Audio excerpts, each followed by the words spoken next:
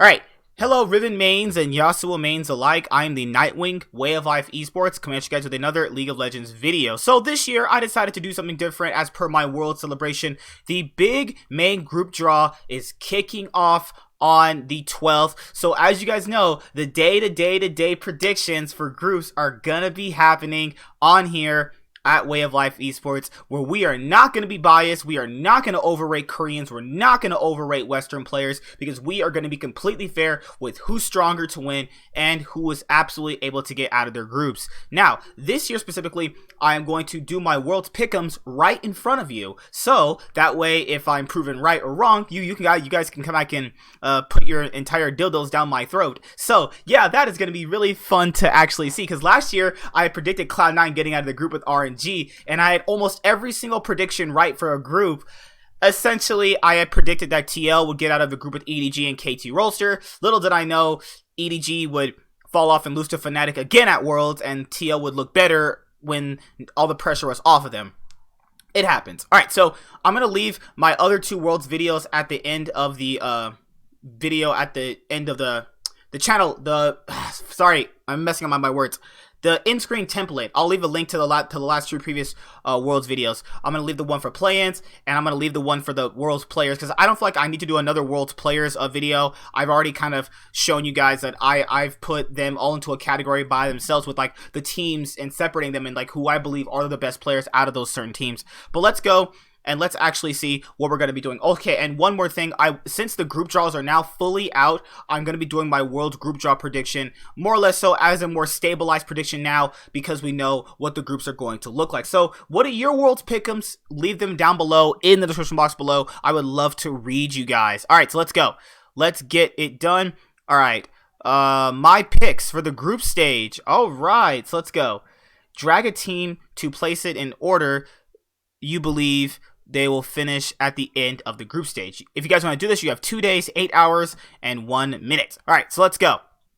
Who might think? I'll save Cloud9's group for last, because obviously it has Cloud9 and G2 in it. Let's start with the easiest group possible. Let's see who's going to finish out of Group B, out of Splyce, FunPlus Phoenix, GAM Esports, and CTBCJ Team. All right, so it should be unknown to anybody that FunPlus Phoenix is going to finish first. They obviously are the LPL champions. Doinby and LWX, Crisp are obviously some of the best players in their positions right now. I don't know why people are so high on Tien when he's literally getting carried by Doinby. I know that's crazy, but I'll be proven right as Worlds goes on, when they actually face better teams. Alright, so who is going to get out of this group? So you want to say GAM, because they have Levi. I think Gigabyte Marines has the ability to get out of the group. J-Team has Fofo. He's actually pretty good, even for an LMS mid laner. I just don't know if these guys have the strength to compete with Splyce, but Splyce have issues with, obviously, mid game. So I'm gonna take a shot in the dark here, because you gotta be bold once in your life, and if you play everything safe and think that only a certain team can win, you're gonna be wrong in your predictions. So as I'm gonna say, I think that GAM is gonna get second place. I don't know, just I don't know. It'd be crazy if a VCIS team got to the quarterfinals and then obviously get knocked out because they didn't play any good teams in their group. But Splyce, I think, are a little bit more weaker than people actually kind of realize. I know yesterday they just faced Unicorns of Love. They obviously had a pretty grueling best of 5. They threw some games in there. Like, are people really that high on them? I'm not an EU hater. I obviously love G2. I'm not an EU hater. I'm just telling you like it is. Like, I'm not going to overrate a team, because that's the thing to do with people. You want to overrate every team and not think of their flaws, because that's just the thing to do. Now, let's see if this is going to pan out. Now, Splyce theoretically could obviously get second. I'm not saying they can't, but it just feels like even if they do get out of the group, then are they serious in terms of how much they got better? Because even if they do get out, are they really going to beat anybody else that is going to be like, what, a top 8 team in the world?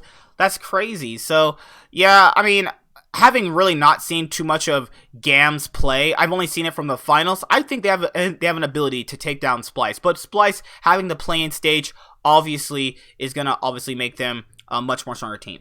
All right, so let's go to Group D. You have TL, IG, AHQ, and Damwon Gaming. So I'm pretty sure not Damwon. I'm pretty sure AHQ is getting fourth. Let's be honest here.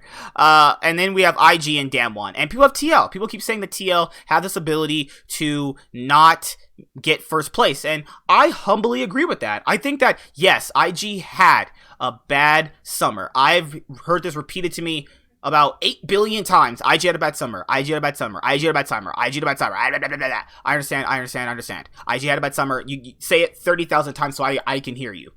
I think that their players are just individually stronger still. Yes, there's games where the Shy just runs it down, goes 0-7. There's also games where I see Impact not being relevant. There's also games where Naguri is doing weird stuff that just literally could, like, if you're playing against a better player, you just lose. And Damwon did not get exposed to that in their play-in stage, playoff, best of 5, and the play-in stage. So it's just that you have to kind of understand that people are high on a team that didn't look that good. Also, their bot lane is horrible. Their bot lane is really bad. But that poses the question of NA having these hard groups this year. And if you tell me Cloud9, Clutch, and TL don't have hard groups, you're trolling. You're trolling me. But also EU has hard groups too, so it kind of makes it a little bit more balanced. But EU having that saving grace in Splyce. Splyce got saving grace by getting into Group B. You got the easiest group of your life, Splyce. That's about as easy as a group as H2K, INTZ, AHQ, and EDG. This group is so free, man. But enough about that. This is about Group D. So here's what I think. I think that IG potentially are getting out of the group as first seed. I think people are massively sleeping on them. They have strong They have strong players, guys. I know the Shy can go 0-7. Say it 10,000 times, please, because I haven't heard that before. Give me another argument why he individually, mechanically, isn't better than every single top laner in this group. Just because you go 0-7 is not indicative of how bad you played. Because people would like to say that. Did he go 0-7 by getting ganked constantly? Did he go 0-7 by obviously running it down mid? Those are questions you don't know because people didn't watch the LPL as much as I did. And I definitely watched their games, and I definitely know he's not that bad.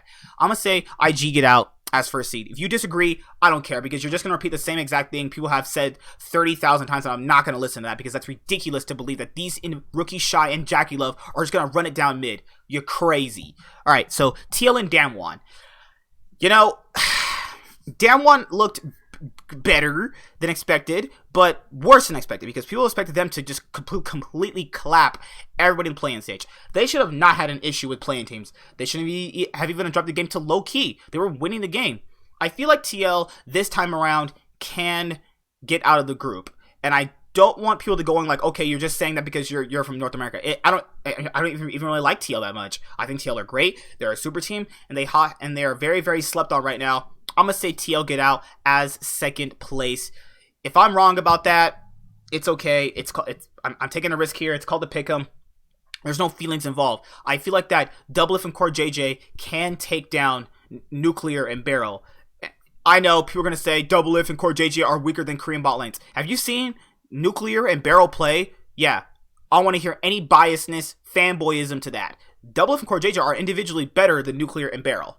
I like Beryl. I think Beryl's good, actually, and I think it's Nuclear that's mostly holding their bot lane back. And CoreJJ is better than Beryl, and I believe Doublelift is actually better than Nuclear. So, with that being said, I think TL can get out. You know, Impact is solid. Jensen is really good. Xmithie is going to get his asshole open, but, you know, it doesn't really matter at that point if you have strong solo lanes. He can be a consistent factor, which is shown to be a good thing, but he's also not had the best, year, as in terms of being a jungler. So let's hope he can actually do it. So I'm putting IG first. People are massively sleeping on them. TL second. I believe Damwon was good, but I just don't think I'm thoroughly convinced that there can be a team that can get out of the group stage. Yes, I do believe they can get out of the group, and I'll repeat that one more time. I believe Damwon can get out of the group. It just depends on a lot that we've seen. If they are struggling against a VCIS team, and that team is going to be, so low-key is worse than TL. I think we're all going to agree with that. They didn't face good competition in their play-in stage. They're going to be facing this now, and let's see how they can handle it. They're going to beat HQ. Come on, let's be honest. They're going to be HQ. But I think Damwon, the Cinderella story is over. You know, Coach Kim did a really great job with Longzhu, IG, and Damwon. You got them all here. He has a Worlds title. He's got multiple LCK titles. But I think the luck is going to run out with these guys. So that's all I'm going to say. All right, so Time to go to Group C, Group of Death. So, people, sorry, Clutch, I just can't put you anything higher than 4th. Because for that, you're telling me that Clutch is better than Fnatic, which is not true. You're going to tell me that RNG is worse than Clutch, which is not true.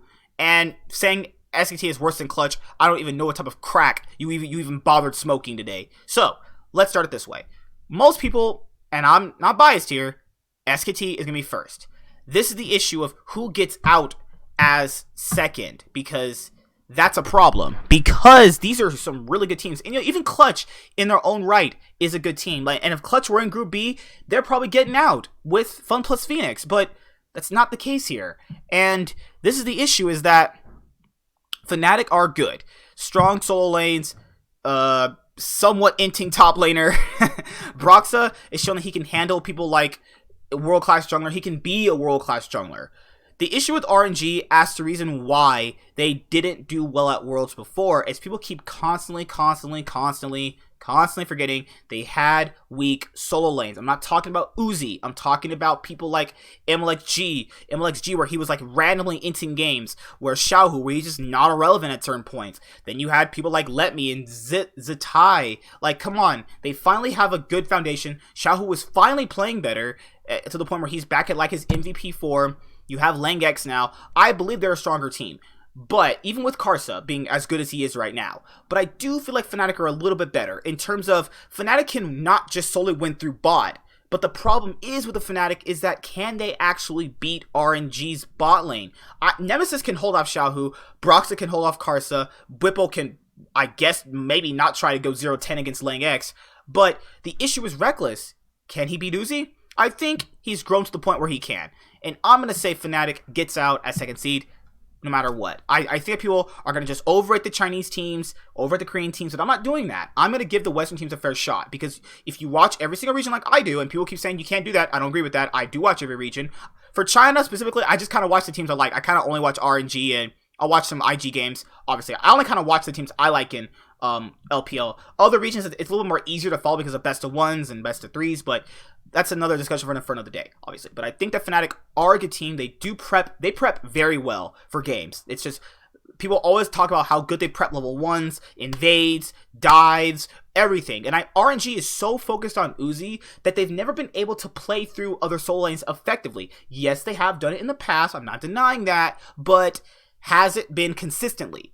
Fnatic has shown you can play through bot, mid, jungle, even games Roxa carries them. So, yeah, Fnatic are getting out of the group. I think they are. And Royal RNG and Clutch, I think Clutch, I'll give them a bone. I think Clutch can be the reason why Fnatic gets out of the group. I think Clutch can be the reason why that Fnatic get out, or possibly RNG get out, because they might take a game off either RNG or SKT. And this is best of ones. So that's something as well. SKT might not have the most convincing group stage. We know that it's kind of hard for them to play best of ones at some international events. Like this past MSI, it was really hard for them to adjust. They didn't really adjust for a while. It took them like day 4 to actually adjust to the best of one setting. So there's a world in which SKT loses to Fnatic, because remember, G2 beat Fnatic. I said G2 we're gonna beat Fnatic pending their playstyle. People said, "Oh no, Nightwing, you're a G2 dick sucker. You're the faker, blah blah blah." And then I was like, "You didn't watch G2's games. People didn't even watch SKT's game. Let's be honest, no one watched SKT games. You hear SKT, you think they did the best in LCK. That's not the truth. They didn't. They were not clearly cut the best this year, even by them winning first place. So I'm going to say they're going to lose games. They're going to lose games because it's shown that they cannot adapt properly at certain points. They are not fast enough than Fnatic or Clutch. Clutch, in general, you could count them as faster than SKT. But now, if we're talking about actual practicality towards winning the game, then SKT is going to be first. All right, so my group is Cloud9 and G2, Griffin, and Hong Kong Attitude. Obviously, Hong Kong Attitude are going to be fourth. I mean, is that really a debate, honestly? All right, so Griffin and Cloud9. So I was theorizing with this about the reason why Cloud9 could get out of the group. Because me and my friends, when we were playing League last night, they're like, how do you think Cloud9 are going to get out of the group with how just Griffin have the better players? You know, I was thinking about that, and it's really, really hard. Because they're going to have to do something to beat Griffin. Because okay, here's how Cloud9 get out of the group, guys, for you Cloud9 fans out there. Cloud9 get out of the group by beating Hong Kong Attitude twice. Okay, it's 2 wins right there, right? You beat Griffin once, you beat G2 once. There you go, 4 wins, right there. But to get to that point, you're going to have to go with a certain style because Griffin is strong. Griffin has some of the best soul laners at the event. Tarzan, Chovy, Leyhands, Viper. There you go. 4 all-stars right there. How do Cloud9 compete with that? What SKT did is what Cloud9 should do. SKT, when Clid and Faker camped Chovy and they murdered Tarzan, the whole team fell apart.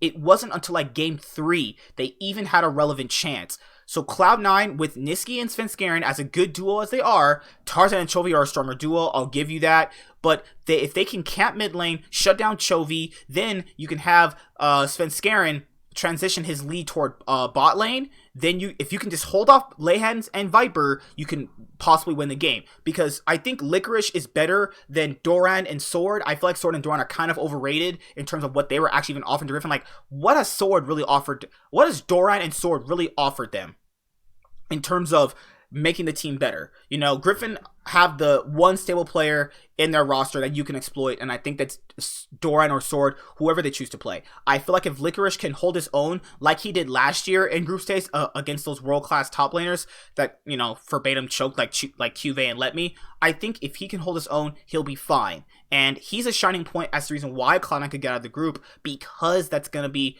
how it's really going to pan out with them. You have to kind of understand that just because they have the stronger players doesn't mean they're going to win the game based on stronger players. In best of ones, having stronger players matters because that's just how the nature of that is.